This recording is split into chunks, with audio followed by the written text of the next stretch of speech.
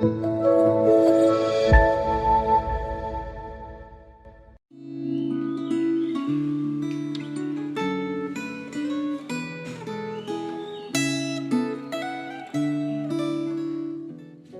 jemaat yang dikasih dalam Tuhan, senang sekali hari ini kita boleh kembali lagi bersama-sama di dalam renungan refleksi Gema.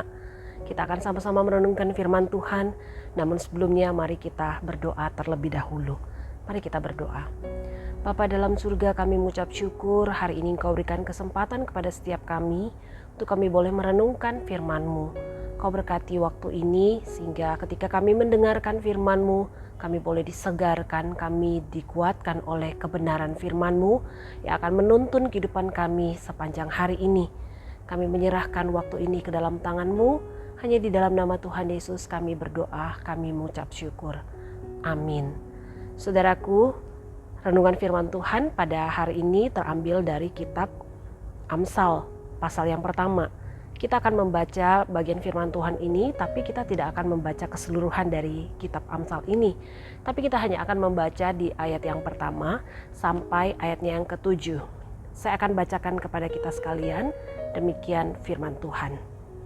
Amsal-amsal Salomo bin Daud, Raja Israel, untuk mengetahui hikmat dan didikan, untuk mengerti kata-kata yang bermakna, untuk menerima didikan yang menjadikan pandai, serta kebenaran, keadilan, dan kejujuran, untuk memberikan kecerdasan kepada orang yang tak berpengalaman dan pengetahuan serta kebijaksanaan kepada orang muda. Baiklah orang bijak mendengar dan menambah ilmu, dan baiklah orang yang berpengertian memperoleh bahan pertimbangan, untuk mengerti amsal dan ibarat perkataan dan teka-teki orang bijak. Takut akan Tuhan adalah permulaan pengetahuan, tetapi orang bodoh menghina hikmat dan didikan. Jemaat yang dikasihi dalam Tuhan, ada dua aspek yang merupakan ciri orang berhikmat dalam bacaan Alkitab hari ini. Aspek pertama adalah kesediaan mendengar dan menerima didikan. Mengetahui hikmat sama dengan menerima didikan, orang bijak harus mendengar dan menambah ilmu. Seorang anak harus mendengar didikan atau ajaran orang tuanya. Ayat yang ke-23 memberikan penegasan, berpalinglah kamu kepada teguranku. Sesungguhnya aku hendak mencurahkan isi hatiku kepadamu dan memberitahukan perkataanku kepadamu. 3 kata dalam ayat tersebut, teguranku, hatiku, dan perkataanku adalah 3 kata yang berhubungan dengan teguran yang berupa celaan, nasihat, atau petua. Sebaliknya, orang yang menghina didikan adalah orang bodoh. Orang bodoh menolak atau mengabaikan nasihat serta benci kepada pengetahuan. Menerima didikan itu tidak mudah karena manusia cenderung untuk mudah mengkritik, tetapi sulit menerima bila dikritik. Nah, saudara, ada 2 kritikan. Yang pertama, kritik yang membangun, dan ada kritik yang menjatuhkan. Sikap dalam menghadapi kritik memperlihatkan apakah kita berhikmat atau bodoh. Orang yang berhikmat menghadapi kritik atau teguran, nasihat, petuah dengan kesediaan mendengar dan menerima lebih dahulu, lalu mempertimbangkan dan berusaha memperbaiki kesalahan bila kritik itu benar. Akan tetapi saudara, hal ini tidak berarti bahwa orang yang berhikmat itu tidak punya pendirian dan selalu berusaha dianggap baik oleh orang lain. Melainkan dia selalu bersedia memperbaiki diri dan terus-menerus mengevaluasi dirinya. Nah, yang menjadi pertanyaan penting bagi kita sekalian, apakah saat ini Bapak Ibu Saudara bersedia dikritik dan selalu berusaha untuk memperbaiki diri?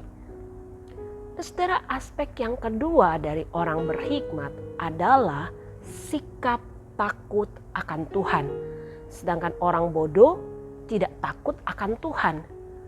Saudaraku, istilah takut sebenarnya bukan dalam arti negatif, melainkan merupakan sikap yang positif, yaitu sikap hormat kepada Tuhan. Menghormati Tuhan berarti mengakui dan menyadari kedaulatan Tuhan untuk campur tangan dalam segala bidang kehidupan yang membawa kebaikan. Apakah sikap kita memperlihatkan bahwa kita ini menaruh hormat kepada Tuhan? Apakah makin hari Anda makin percaya bahwa Tuhan sedang menuntun kehidupan kita, atau kita makin hari makin menolak untuk diatur oleh Tuhan, bahkan kita ingin mengatur Tuhan? Saudara, semoga kita terus-menerus berusaha meminta pertolongan dan anugerah Tuhan supaya hati kita mau dibentuk, hati kita mau diajar, dan kita punya sikap hati yang selalu takut akan Tuhan. Kiranya saudara, renungan ini boleh menuntun kehidupan kita sepanjang hari ini dan boleh menjadi kekuatan bagi kita. Mari kita berdoa. Kami mengucap syukur ya Tuhan untuk kebenaran firman-Mu yang boleh mengajarkan setiap kami. Untuk kami boleh punya hati yang mau diajar, hati yang mau ditegur oleh Tuhan. Biarlah berikan kami hati yang selalu takut akan Engkau. Kami bersyukur buat firman-Mu hari ini, dan biarlah Tuhan Engkau yang akan menuntun kehidupan kami. Ini doa kami hanya di dalam nama Tuhan Yesus, Tuhan dan Juru Selamat kami yang hidup. Kami berdoa, kami bersyukur. Amin.